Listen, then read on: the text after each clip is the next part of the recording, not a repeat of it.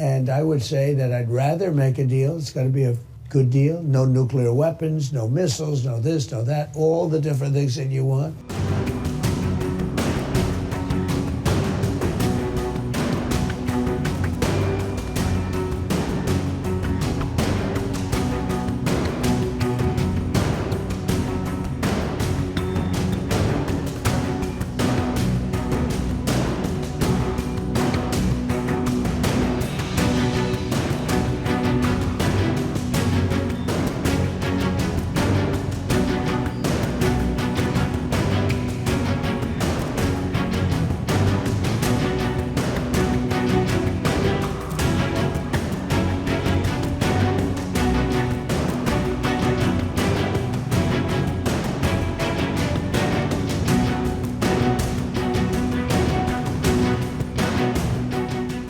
After President Trump's latest nuclear warning, Iran responded with a powerful show of force, rolling out a range of missiles as vast revolution rallies drew millions of people into the streets.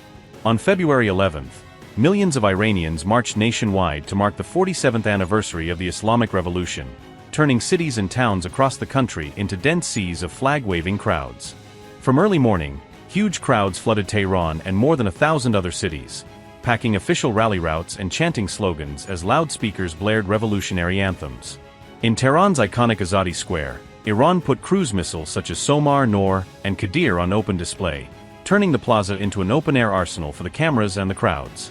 Alongside them, ballistic missiles including Zolfaghar, Hajj Qasim, and Emad loomed over the marchers, sending a clear signal that Iran intends to keep its long-range capabilities front and center. Parade organizers also showcased twisted wreckage said to be from downed Israeli drones, framing it as proof that Iran can shoot back against its most bitter regional rival. Charred and burned vehicles from recent unrest were pulled into the squares as well, presented as stark symbols of what authorities called foreign-backed riots meant to destabilize the country.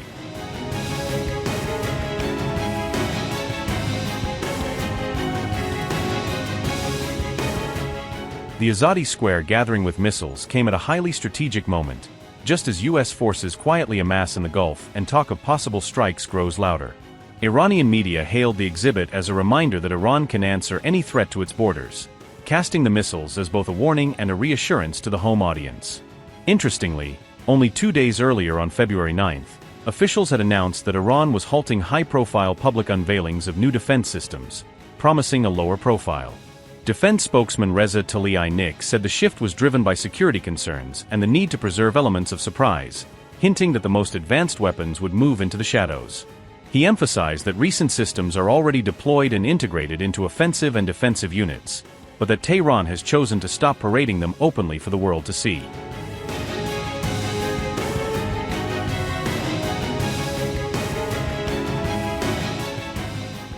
On February 10th, President Trump told Fox Business that Iran would be foolish not to make a nuclear deal now, framing this as a last, shrinking window to avoid greater confrontation. He added that he believes Tehran actually wants a deal covering both its nuclear activities and parts of its missile program, suggesting there is still room for negotiation. Those remarks landed just 1 day before a pivotal February 11th meeting with Israeli Prime Minister Benjamin Netanyahu, putting Iran squarely at the top of their agenda. As you know, we have a massive flotilla right now going over to Iran. We'll see what happens. I think they want to make a deal. I think they'd be foolish if they didn't. We took out their nuclear power last time, and we'll have to see if we take out more this time. Do you think a deal with Iran, with this current regime, would ever really stick? They want to make a deal. They wouldn't talk to anybody else, but they're talking to me. But, you know, it's a good question. A lot of people say no. And I would say that I'd rather make a deal. It's got to be a good deal. No nuclear weapons, no missiles, no this, no that, all the different things that you want. But some people worry that they've been very dishonest with us over the years, right?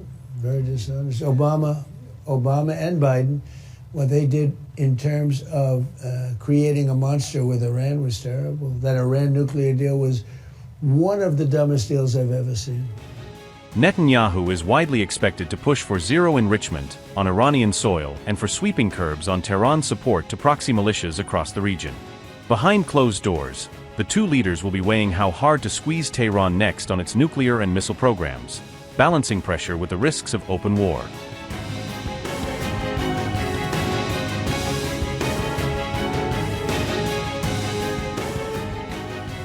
Speaking from the same Azadi square that doubled as a missile showcase, President Masoud Pezeshkian insisted that Iran is not seeking a bomb, directly rejecting Western accusations.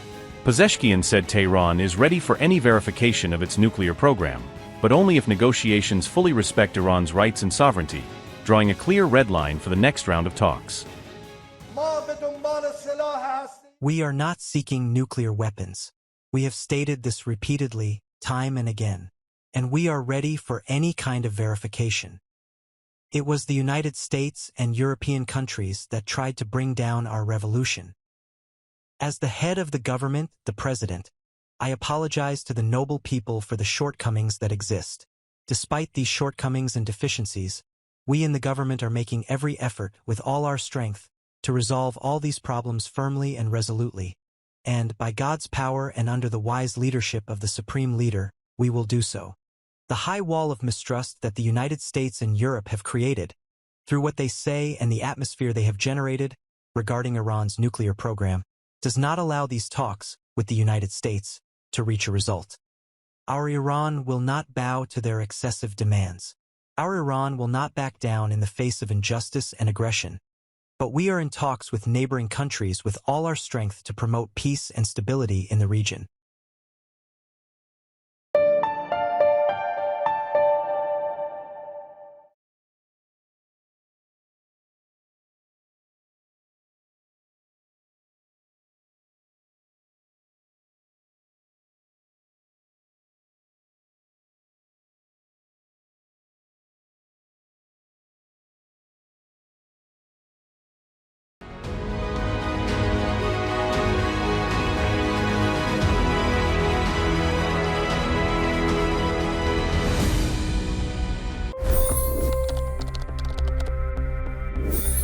$25 crore गरीब गरीबी को परास्त करके बाहर निकले।